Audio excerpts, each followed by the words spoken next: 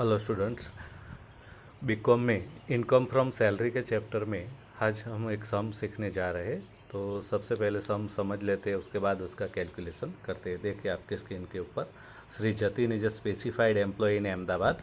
Calculate his taxable income of salary from the following particulars for the previous year 2022-23। यानी नीचे जो points दिए गए हैं वो पॉइंट को ध्यान में रखते हुए हमें श्री जतिन का टैक्सेबल सैलरी कैलकुलेट करना है। तो स्टूडेंट्स देखो, आपकी स्क्रीन के ऊपर एक स्टेटमेंट बनाया गया है। Statement of salary, taxable salary income of mister Jatin. Previous year जो दिया गया है, प्रीवियस ईयर 22-23, यानी उसका असेसमेंट ईयर होगा 23-24। ठीक है, तो एक के बाद एक हम पॉइंट लेते जाते हैं। सबसे पहले बेसिक सैलरी होता है। तो बेसिक सैलरी के लिए देखो, पहले पॉइंट में इंस्ट्रक्शन दिया है, he join in the grade of rupees 14,000, 1,000, 20,000, 2,000, 36,000 on 1 January 2015। यानी 1 जनवरी 2015 को वो इस ग्रेड पे में उसने जॉब ज्वाइन किया। तो अभी बेसिक सैलरी कितना है वो दिया नहीं है, तो हमें क्या करना होगा, फाइंड करना होगा, कैलकुलेशन करना होगा। तो कैलकुलेशन हम कर रहे हैं। तो देखो, बेसिक सैलरी ये उसका ग्रेड पे है। कब ज्वाइन किया, डेट, ज्वाइनिंग डेट जो है वो ये है 1/1/2015। तो जैसे जब भी कोई सम में आपको अगर इस तरह का ग्रेड पे स्केल दिया गया हो, तो इसका कैलकुलेशन कैसे करना है वो सब ध्यान से सीख लो। 1/1/2015 से उसने जॉब ज्वाइन किया, तो 1/1/2015 से 12 महीने तक उसे कितना सैलरी मिलेगा, 14,000 रुपये पर मंथ। तो 1/1/2015 से 12 महीने कब ख़त्म होंगे, एक साल, 31 दिसंबर 2015। पर मंथ उसकी सैलरी कितनी होगी, 14,000, 14,000। ठीक है। उसके बाद नेक्स्ट ईयर स्टार्ट होगा 1/1/2016 से। 1/1/2016 से साल कब ख़त्म होगा, 31/12/2016। तो ये साल में उसका सैलरी 1,000 बढ़ेगा। देखो कितना, इसे इंक्रीमेंट बोलते हैं। तो कितना बढ़ा, 1,000। तो अब उसे हर महीने कितना सैलरी मिलेगा, 15,000। ठीक है। नेक्स्ट ईयर 1/1/17 से 31 दिसंबर 2017, अब उसका सैलरी और 1,000 बढ़ जाएगा। तो उसे अब पर मंथ कितना मिलेगा, 16,000 सैलरी मिलेगा। इस तरह से 1,000 बढ़ता रहेगा। कहाँ तक बढ़ेगा, जब तक वो 20,000 पर ना पहुँच जाए तब। तो नेक्स्ट ईयर में उसका सैलरी और 1,000 बढ़ जाएगा, पर मंथ 17,000 मिलेगा। नेक्स्ट ईयर में पर मंथ 18,000 मिलेगा। उसके नेक्स्ट ईयर में हर मंथ 19,000 मिलेगा। उसके नेक्स्ट ईयर में हर मंथ 20,000 मिलेगा। ठीक है।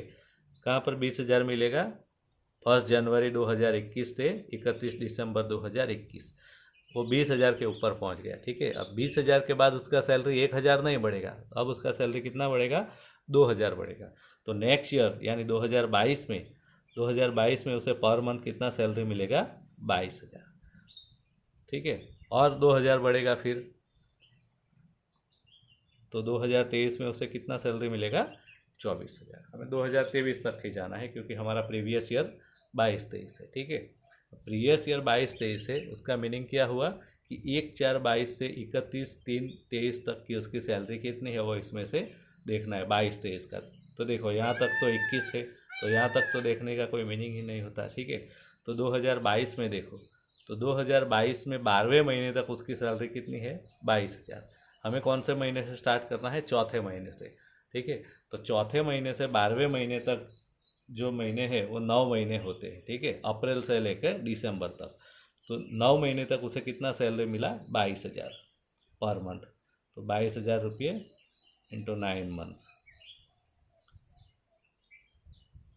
कितना होगा, 1,98,000 रुपीज़, बराबर, 9 महीने की सैलरी। उसके बाद बाकी के 3 महीने 2023 के। ठीक है। तो 2023 के जो 3 महीने हैं, इनिशियल 3 महीने, जनवरी, फरवरी और मार्च, तो कितना हुआ, 24,000 पर मंथ सैलरी है।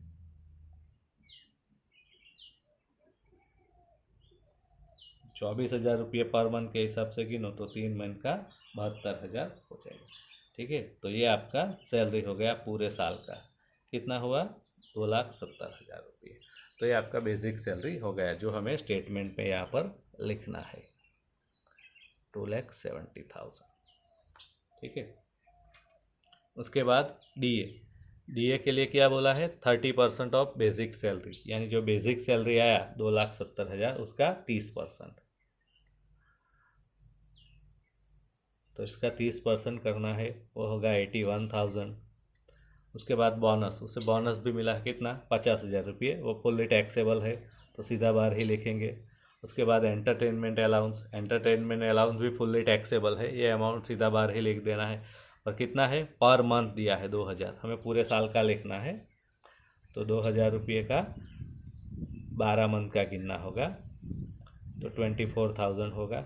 उसके बाद ट्रांसपोर्ट अलाउंस भी फुल्ली टैक्सेबल है, ठीक है, ये भी पर मंथ दिया है, पर मंथ के 1,800 रुपये, तो 12 मंथ के जो भी अमाउंट आएगा 21,600, वो फुल्ली टैक्सेबल है। उसके बाद एजुकेशन अलाउंस कितना मिला, 8,400 रुपये, वो सबसे पहले लिख देते हैं इनर कॉलम में। उसके बाद एग्जेम्प्टेड वैल्यू जो भी है वो हम माइनस करें, तो एजुकेशन अलाउंस उसको 3 चिल्ड्रन के लिए मिला, देखो, ठीक है, रूल के हिसाब से 2 चिल्ड्रन का ही माइनस होगा, तो 2 चिल्ड्रन का वैसे तो 2,400 रुपया आता है, बराबर, तो 2,400 रुपये हम माइनस करेंगे तो आपका टैक्सेबल वैल्यू होगा 6,000, वो बाहर लिखेंगे। पर ये 2,400 कहाँ से आए, अगर ये आपको जानना है तो 2 चाइल्ड 100 रुपीज़ पर चाइल्ड, और साल के मंथ होते हैं 12, ठीक है, 12 महीने, एक चिल्ड्रन का 100 रुपये, ऐसे 2 चाइल्ड है उसके, ठीक है, तो 2 के कितना हुआ 2,400, तो इस हिसाब से आपका टैक्सेबल वैल्यू 6,000 बाहर जाएगा। उसके बाद है हॉस्टल अलाउंस, देखो उसे हॉस्टल अलाउंस भी मिला है, हॉस्टल अलाउंस कितना मिला है, 8,600 रुपये, 1 चाइल्ड, एक ही बच्चा उसका हॉस्टल में रह के पढ़ता है, तो हॉस्टल अलाउंस 8,600 रुपये। फिर हॉस्टल अलाउंस का रूल 300 रुपये है, एक चाइल्ड ही उसका हॉस्टल में रह के पढ़ता है, तो एक चाइल्ड का 300 रुपये के हिसाब से गिनती करना है, ठीक है, एक चाइल्ड 300 रुपये और 12 मंथ, ठीक है, तो इसका हिसाब से गिनोगे तो 3,600 रुपये जो होगा वो एग्जेम्प्टेड वैल्यू होगा, ठीक है, तो टैक्सेबल वैल्यू कितना आएगा, 5,000 रुपये इसमें से माइनस करना है, तो बाहर जाएगा। उसके बाद he contributes in recognise provident fund at 15% of basic salary, he यानी कौन, जतिन, एम्प्लॉई। अभी स्टूडेंट्स याद रखिए, कभी भी सैलरी के इनकम का जो हम सम कर रहे होते उसमें एम्प्लॉई का कंट्रीब्यूशन कभी भी हमें लेना नहीं है, सैलरी का पार्ट नहीं है। हाँ, ऑनर का कंट्रीब्यूशन लेना है, किसका, ऑनर यानी एम्प्लॉयर का, या तो कंपनी का कंट्रीब्यूशन लेना है। तो देखो आगे लिखा है, the company also contributes an equal amount, यानी कंपनी भी कितना कंट्रीब्यूट करता है, इतना ही, 15%, तो 15% बेसिक पे का लिखना है सबसे पहले। तो कितना है बेसिक पे, 2,17,000, ठीक है, तो 2,70,000 के 15%,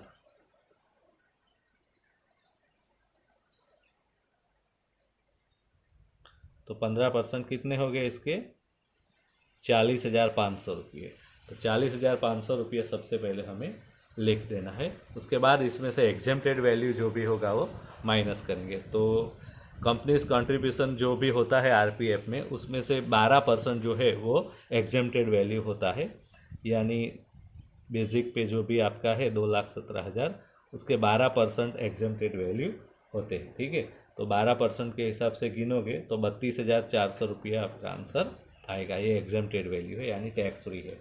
तो इसमें से माइनस करेंगे तो 8,100 रुपये जो भी है वो टैक्सेबल वैल्यू है। उसके बाद देखो next point, interest credited to recognise provident fund at 15% amounts to ₹15,000, यानी 15% के हिसाब से 15,000 रुपये ब्याज जमा हुआ है, ठीक है, तो 15,000 रुपये सबसे पहले तो लिख देना है जो भी इंटरेस्ट जमा हुआ है वो, ठीक है। अब इसमें से एग्जेम्प्टेड वैल्यू माइनस करना है, एग्जेम्प्टेड वैल्यू क्या है, 9.5% का रूल है, तो किसका 9.5% है, तो आपको फॉर्मूला बनाना है, ये 15,000 मिला है कितने परसेंट के हिसाब से मिला है, 15% के हिसाब से मिला है, तो हमारी फॉर्मूला क्या बनेगी, 15% के हिसाब से 15,000, सो 9.5% के हिसाब से कितना होगा, ठीक है, तो आपका आंसर आएगा 9,500 रुपये। 15,000 में से 9,500 रुपये हम माइनस करेंगे तो आपका आंसर आएगा 5,500 रुपये माइनस करेंगे तो आपका टैक्सेबल वैल्यू बाहर आ जाएगा। उसके बाद मेडिकल अलाउंस दिया है। मेडिकल अलाउंस कितना है? 1,000 रुपये पर मंथ। ठीक है, तो पर मंथ का 1,000 है, तो 12 मंथ के हमें फाइंड करने होंगे। 12 मंथ का कितना आ जाएगा? 12,000 आ जाएगा। उसके बाद कंपेंसेशन फॉर इंजरीज, देखो, the company has paid ₹25,000 for compensation for injuries sustain during the office hours, यानी ऑफिस आवर्स में उसे इंजरी हुआ और कंपेंसेशन मिला है तो ये टैक्स फ्री है। ऑफिस आवर्स में इंजरी हुआ तो वो टैक्स फ्री हो जाएगा। उसके बाद next point, the company has paid 20,120 for his family members medical treatment. Medical treatment का बिल जो है वो कंपनी ने पेड किया है तो ये टैक्सेबल वैल्यू है।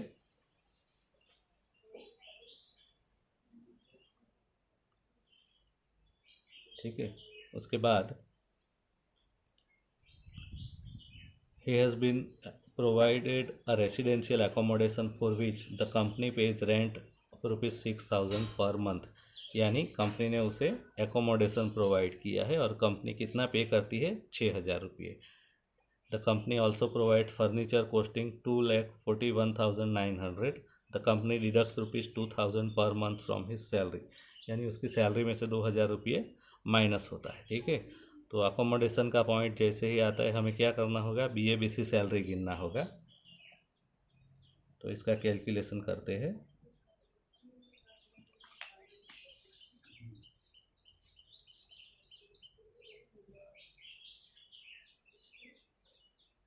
BABC सैलरी, सबसे पहले बी लेंगे, बी यानी बेसिक, उसे कितना बेसिक मिला? 2,70,000। उसके बाद ए यानी अलाउंसेस, यानी उसे कौन कौन से अलाउंसेस मिले? भत्ते मिले। ठीक है, तो अलाउंसेस में हमें बाकी सब भत्ते भी लिख देने हैं। तो देखते जाओ सब में कौन से अलाउंसेस मिले हैं। सबसे पहले DA मिला है, पर DA तभी लेना है अगर वो सैलरी का पार्ट हो। सैलरी का पार्ट नहीं है तो नहीं लेना है। ठीक है, तो DA को हम कंसिडर नहीं कर रहे क्योंकि यहाँ पे DA सैलरी का पार्ट नहीं है। उसके बाद एंटरटेनमेंट अलाउंस मिला है 24,000, तो 24,000 आपका एंटरटेनमेंट अलाउंस हो गया। उसके बाद कौन सा अलाउंस मिला है? TA मिला है, ट्रांसपोर्ट अलाउंस। ट्रांसपोर्ट अलाउंस की जो अमाउंट थी वो कितनी थी? 21,600, तो TA भी लेना है। उसके बाद एजुकेशन अलाउंस मिला है 6,000।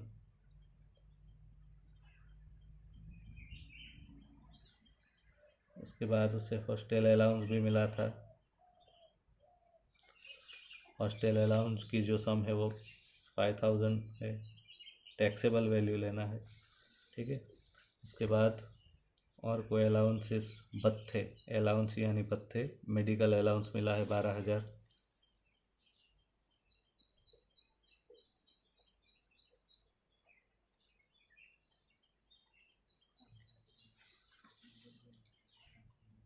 और कोई अलाउंसेस नहीं है, तो आपका B और A हो गया। ठीक है, B for basic, A for allowances हो गया।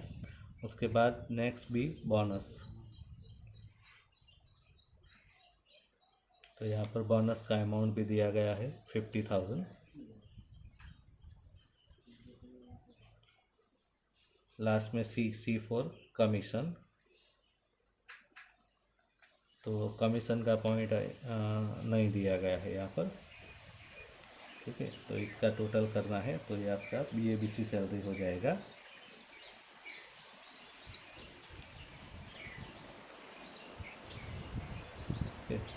BABC सैलरी करने के बाद हमें क्या करना है?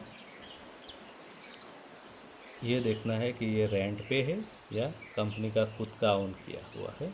तो देखो यहाँ पर सब में दिया गया है, the company page rent of ₹6,000 per month, यानी ये रेंट पे है, हाउस रेंट पे लिया है। और रेंट पे लिया हो तो उसका रूल है एक्चुअल रेंट पेड और 15% ऑफ BABC सैलरी।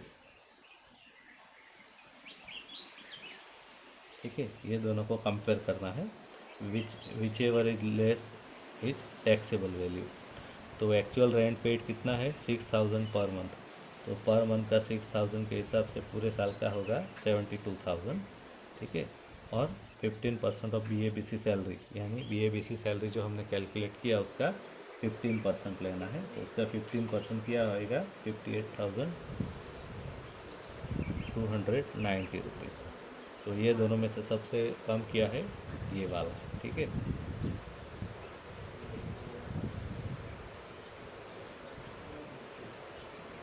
ये आपका टैक्सेबल वैल्यू आ गया। ठीक है, ये अनफर्निश्ड का आ गया, अनफर्निश्ड हाउस हो तो।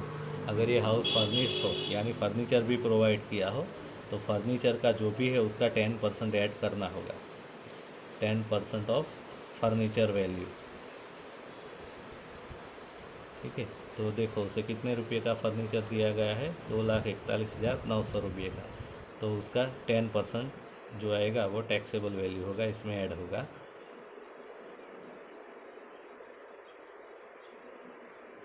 ठीक है, तो इसको हम इधर ऐड करेंगे।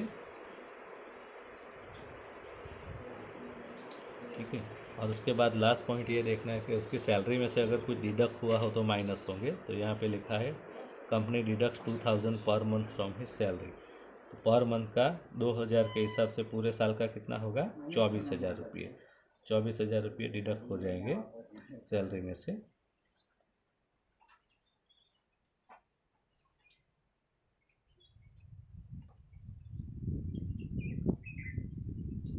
तो बाकी जो बचा वो आपका टैक्सेबल वैल्यू हो जाएगा फर्निश हाउस का। ठीक है, तो 58,480 रुपये जो है वो टैक्सेबल वैल्यू होंगे।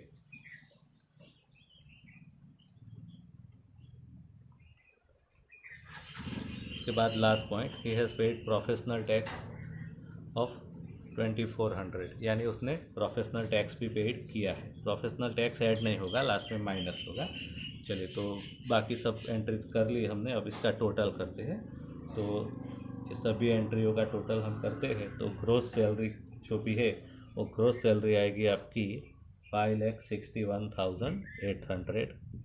उसमें से स्टैंडर्ड डिडक्शन सबसे पहले माइनस करेंगे। तो स्टैंडर्ड डिडक्स की अमाउंट जो है वो फिक्स होती है 50,000 रुपये। हर एक सब में इसकी अमाउंट दी हो या नहीं दी हो, हमें 50,000 लिख के देना है। उसके बाद प्रोफेशनल टैक्स, तो प्रोफेशनल टैक्स लास्ट पॉइंट में दिया है 2,400 रुपये।